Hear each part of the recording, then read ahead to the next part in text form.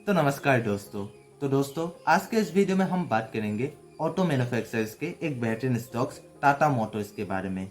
इस वीडियो में हम इस कंपनी के फाइनेंशियल्स के साथ साथ फंडामेंटल्स को भी एनालाइज करेंगे, जिससे आपको एक आइडिया मिल सकेगा कि आपको इस कंपनी में इन्वेस्ट करना चाहिए या फिर नहीं। तो चलिए बिना वक्त गवाए आज के इस वीडियो को शुरू करते हैं। तो चलिए सबसे पहले हम इस कंपनी के फाइनेंशियल्स के बारे में बात कर लेते हैं। फाइनेंशियल्स में बेसिकली हम तीन चीज़ों को देखते हैं, रेवेन्यू, प्रॉफिट एंड नेटवर्थ। और अगर ये तीनों ही चीज़ें ईयर ऑन ईयर राइज हो रही है तो ये एक गुड साइन माना जाता है उस कंपनी में इन्वेस्ट करने के लिए। तो सबसे पहले टाटा मोटर्स के रेवेन्यू को देखते हैं। तो इसका जो रेवेन्यू है वो अच्छी खासी राइज हो रही है। तो 2019 में इसका जो रेवेन्यू था वो है 3,01,938 करोड़। फिर 2020, 21 और 22 में थोड़ा सा कम हुआ है एज कम्पेयर टू 2019। फिर 2023 में इसका जो रेवेन्यू है वो है 3,45,967 करोड़। इसके बाद हम बात करेंगे प्रॉफिट की। तो कंपनी का जो टाटा मोटर्स जो कंपनी है, इसका जो प्रॉफिट है वो 2019, 2020, 2021 और 2022 में माइनस में रही है। यानी कि इन सालों में इस कंपनी को लॉस का सामना करना है, बहुत बड़ा लॉस का सामना करना पड़ा है। पर फिर भी 2023 में इसका जो प्रॉफिट है अभी 2,414 करोड़ का अभी प्रॉफिट है। यानी कि कंपनी अभी अपने आप को रिकवर करने में सक्षम हो रही है। इसके बाद हम बात करेंगे नेटवर्थ की। तो नेटवर्थ अभी एक काफ़ी अहम फैक्टर होता है किसी कंपनी में इन्वेस्ट करने के लिए। अगर किसी कंपनी का जो नेटवर्थ है वो ईयर ऑन ईयर राइज हो रही है तो ये एक गुड साइन होता है उस कंपनी में इन्वेस्ट करने के लिए।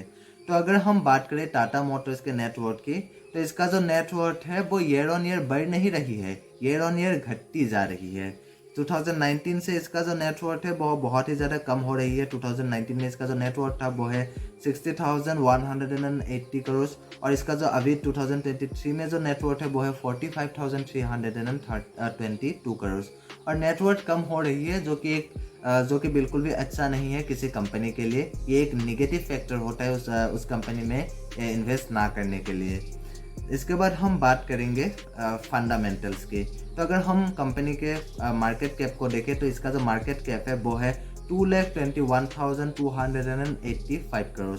फिर अगर हम बात करें पी रेशियो की, तो इसका जो पी रेशियो है वो है 18.93। और पी रेशियो जितना ज़्यादा कम होता है उतना ही ज़्यादा अच्छा माना जाता है। और एक और बात का हमें यहाँ पर ध्यान रखना चाहिए कि अगर उसका जो पी रेशियो है उसके इंडस्ट्री पी से कम है तो उसे एक गुड साइन माना जाता है उस कंपनी में इन्वेस्ट करने के लिए। इसके बाद हम बात करते हैं पीबी रेशियो की। तो पीबी रेशियो भी जितना ज़्यादा कम होता है उतना ही ज़्यादा अच्छा माना जाता है। और अगर किसी कंपनी का जो पीबी रेशियो है वो 1 से भी कम हो तब तो उसे और भी ज़्यादा अच्छा माना जाता है। पर इसका जो पीबी रेशियो है वो 4.45 है, यानी कि इसका जो पीबी रेशियो है तो वो थोड़ा सा ज़्यादा है। इसके बाद हम बात करेंगे डेट टू इक्विटी की। डेट टू इक्विटी भी जितना ज़्यादा कम होता है उतना ही ज़्यादा अच्छा होता है। तो इसका जो डेट टू इक्विटी है वो है 2.96 और इसका डेट टू इक्विटी भी थोड़ा सा ज़्यादा ही है। और पर डेट टू इक्विटी के साथ साथ हमें एक और रेशियो का ध्यान रखना चाहिए जो कि है करंट रेशियो। करंट रेशियो से हमें ये पता चलता है कि उस कंपनी का जो कंपनी के पास करंट एसेट्स कितना है as compare to current liabilities. तो अगर किसी कंपनी का जो करंट रेशियो है वो अगर 1 है तो इसका मतलब ये है तो कि उस कंपनी के पास करंट एसेट्स जितना है उतना ही करंट लाइबिलिटीज़ भी है। और करंट रेशियो जो है वो 2 या 2 से ज़्यादा है तो उसे गुड साइन माना जाता है। और अगर 1 से कम है करंट रेशियो तो उसे बिल्कुल भी अच्छा नहीं माना जाता है। क्योंकि अगर 1 से कम है उस कंपनी का करंट रेशियो तो इसका मतलब ये है कि उस कंपनी के पास करंट लाइबिलिटीज ज़्यादा है as compare to current assets. तो अगर हम बात करें टाटा मोटर्स के करंट रेशियो की, तो इसका जो करंट रेशियो है वो है 0.86, यानी कि 1 से कम है। इसका मतलब ये है कि टाटा मोटर्स के पास करंट लाइबिलिटीज ज़्यादा है as compare to current assets. तो अभी एक और रेशियो का हम यहाँ पर देख लेते हैं जो कि वैल्यूएशन रेशियो है, जो है पेग रेशियो। पेग रेशियो यानी कि price earning to growth ratio. PEG ratio हमें यह बताती है कि उस कंपनी का जो शेयर प्राइस है वो ओवर वैल्यूड है या फिर अंडर वैल्यूड। उसके अर्निंग ग्रोथ के हिसाब से उस कंपनी का शेयर प्राइस जो है वो ओवर वैल्यूड है या अंडर वैल्यूड, वही बताती है पेग रेशियो। तो अगर पेग रेशियो अगर 1 है तो इसका मतलब ये है कि उस कंपनी का जो शेयर प्राइस है वो ना ही ओवर वैल्यूड है और ना ही अंडर वैल्यूड। पर अगर उस कंपनी का जो पेग रेशियो है वो 1 से ज़्यादा है, इसका मतलब ये है कि उस कंपनी का जो शेयर प्राइस है वो ओवर वैल्यूड है, यानी कि महंगा है। और अगर उसका जो पैग रेशियो है वो 1 से कम है, इसका मतलब ये है कि उस कंपनी का जो शेयर प्राइस है वो अंडर वैल्यूड है, यानी कि सस्ता है। तो अगर हम बात करें टाटा मोटर्स के पैग रेशियो की, तो इसका जो पैग रेशियो है वो है -1.00 1। इसका मतलब क्या है, इसका तो पैग रेशियो निगेटिव में है। तो निगेटिव में है, इसका मतलब ये है कि वो कंपनी जो है वो अभी लॉस में चल रही है, इसीलिए उसका जो पैग रेशियो है वो माइनस में है। और माइनस में होना बिल्कुल भी अच्छी बात नहीं है उस कंपनी में इन्वेस्ट करने के लिए, क्योंकि निगेटिव में होना बिल्कुल भी अच्छी बात नहीं है। तो इसके बाद हम बात करते हैं आरओई की। तो इसका जो आरओई है वो है 5.93%। आरओई के साथ साथ हमें एक और रेशियो का ध्यान रखना चाहिए, जो है आरओसी यानी कि return on capital employed. ROE और आरओसी के बीच में डिफरेंस होता है कि आरओई जो है उसमें सिर्फ इक्विटी को इंक्लूड किया जाता है, और आरओसी में जो इक्विटी के साथ साथ डेट को भी इंक्लूड किया जाता है। तो ये टाटा मोटर्स का जो आरओसी है वो है 6.14%, और इसका जो आरओई है वो है 5.93%। और आरओई और आरओसी के बीच में जितना ज़्यादा कम गैप होगा उतना ही ज़्यादा अच्छा माना जाता है। और अगर ये दोनों ही 20 से ज़्यादा हो तब तो और भी ज़्यादा अच्छा माना जाता है। आरओई यहाँ पर हम अगर देखें वो है 5.93%, इसका जो आरओसी है वो है 6.14%, यानी कि इन दोनों के बीच में गैप जो है वो बहुत ही ज़्यादा कम है, क्योंकि ये कंपनी जो है अपने इक्विटी के साथ साथ अपने डेट को भी अच्छे से मैनेज कर पा रही है, इसीलिए इस कंपनी के आरओई और आरओसी के बीच में गैप जो है वो कम है। फिर हम बात करते हैं ईपीएस की।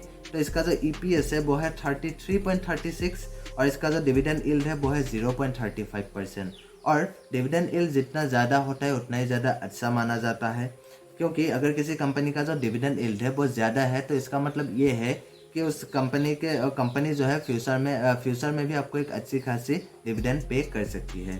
फिर हम बात करते हैं बुक वैल्यू की। तो इसका जो बुक वैल्यू है वो है 136.14, और इसका जो फेस वैल्यू है वो है 2। फिर हम बात करते हैं शेयर होल्डिंग पैटर्न के बारे में। अगर हम टाटा मोटर्स के शेयर होल्डिंग पैटर्न को देखें तो प्रोमोटर्स के पास सबसे ज़्यादा शेयर्स मौजूद है 46.39%, और जो कि अगर किसी कंपनी के प्रोमोटर्स के पास 45% से भी ज़्यादा शेयर मौजूद है तो ये एक गुड साइन माना जाता है उस कंपनी में इन्वेस्ट करने के लिए, क्योंकि प्रोमोटर्स अपने पास ज़्यादा शेयर्स तभी रखते हैं जब उनको अपने ऊपर ट्रस्ट हो, अपने कंपनी के ऊपर ट्रस्ट हो कि उनका जो कंपनी है वो फ्यूचर में एक अच्छी ग्रोथ दिखा सकती है। और यहाँ पर हम देख सकते हैं कि टाटा मोटर्स के प्रोमोटर्स के पास ही सबसे ज़्यादा शेयर्स मौजूद है, जो कि एक अच्छी साइन होती है किसी कंपनी में इन्वेस्ट करने के लिए। इसके बाद हम बात करते हैं बैलेंस शीट की। बैलेंस शीट में हमें मेनली 2 चीज़ों का ध्यान रखना चाहिए। सबसे पहले उसका जो करंट एसेट्स है वो ज़्यादा होना चाहिए as compare to current liabilities, और टोटल एसेट्स और टोटल जो लाइबिलिटीज़ है वो ईयर ऑन ईयर चेंज होती रहनी चाहिए, और जो टोटल एसेट्स है वो ईयर ऑन ईयर बढ़ती रहनी चाहिए, और टोटल जो लाइबिलिटीज़ है वो ईयर ऑन ईयर घटती रहनी चाहिए। तो अगर हम यहाँ पर टाटा मोटर्स के बैलेंस शीट को देखें तो इसका जो करंट एसेट्स है वो है 1,51,528 करोड़, और इसके पास जो करंट लाइबिलिटीज है वो है 1,55,027 करोड़। यानी कि इसके पास जो करंट लाइबिलिटीज ज़्यादा है as compare to current assets, जो कि हमने पहले भी करंट रेशियो में हमने डिस्कस कर लिया था। हमने करंट रेशियो में भी हमने देखा था कि इसका जो करंट रेशियो है वो 1 से कम है, इसका मतलब ये है कि इसके पास जो है करंट लाइबिलिटीज से ज़्यादा होगा।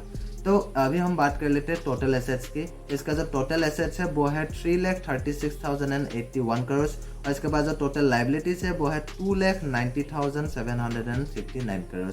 इसका मतलब यह है कि इस कंपनी के पास टोटल एसेट ज़्यादा है as compare to total liabilities. और अगर हम बात करें 2022 की, तो 2022 में इसका जो टोटल एसेट्स थे वो है 3,30,619 करोड़, और इसके बाद जो टोटल लाइबिलिटीज थे वो है 2,86,058 करोड़।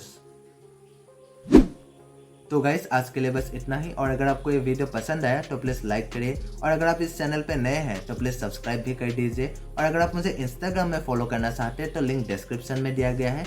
और हाँ, ये जो वीडियो है ये सिर्फ एजुकेशनल पर्पज़ के लिए बनाया गया है, और किसी भी स्टॉक्स में इन्वेस्ट करने से पहले खुद से रिसर्च जरूर करिएगा।